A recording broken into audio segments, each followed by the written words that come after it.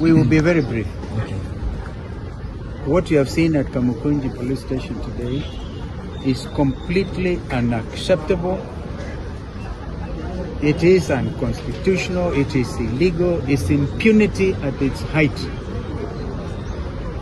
Mr. Jimmy Wanjigi has a properly issued restraining order against his arrest until matters are canvassed in court. So we treat this as another case of abduction. This is what it is.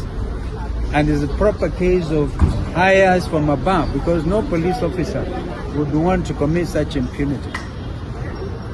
I have spoken to the officer in charge, Mr. Mugo, and he has assured us of the safety of Jimmy Wanjigi while he's in custody, while we pursue the matter of contempt of court. It's a very clear case of contempt of court, and we don't want to live in a country like this. But it is our country, and we shall live in it. Sorry, before you transition, did the officer say why Mr. Wanjigi was arrested? No, he hasn't. But you have left Willis here, Willis, and he will probably get more details.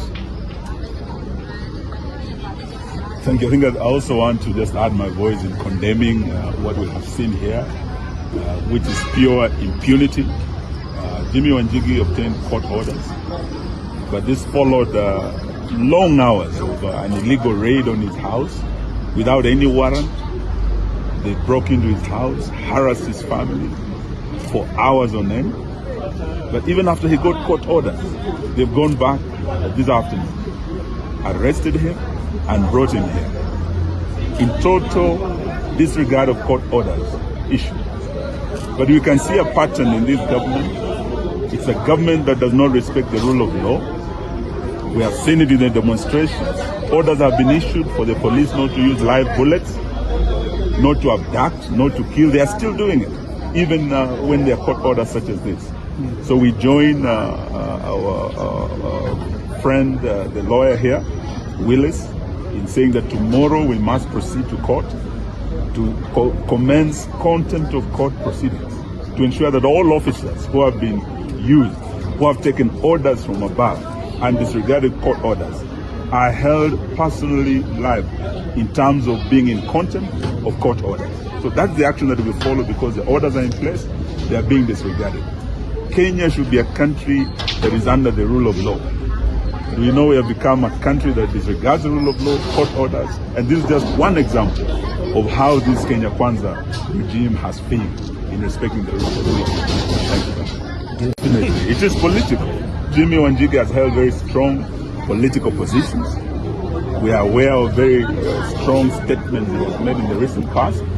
But our constitution gives him the freedom of expression, freedom of conscience, to speak, to question about anything, whether it's SGR or any scandals in this government. Jimmy Wanjigi, just like any other Kenyan, just like all of us in the opposition, have a right to question. But we believe this is the continued intimidation and harassment of the opposition. We know that they have tried to silence the opposition in parliament. They have actually captured parliament. But we will not allow them to silence the opposition. We continue speaking for the people of Kenya, and we condemn the continued harassment of Jimmy Wanjigi and his family. Thank you. I could also perhaps add Eugene saying that the last line of defense we have after the state capture of parliament is the judiciary. I expect the President of the Supreme Court, Chief Justice Martha Koome, to really call out the executive on this matter.